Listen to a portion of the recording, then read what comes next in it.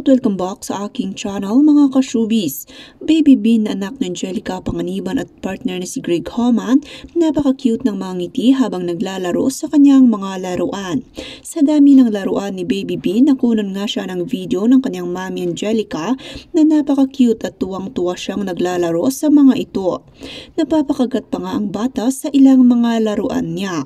At nang makita ni Baby Bean na siya kinukunan ng video, ay napasigaw ito na maririnig rin ang labis na tuwa ng aktres sa nakakatunaw ng ngiti ng anak. Ating panuorin ang kabuuan ng kanilang video para sa buong pangyayari. Pero bago yan, maaari po kayong mag-subscribe sa aking channel para sa iba pang kaganapan.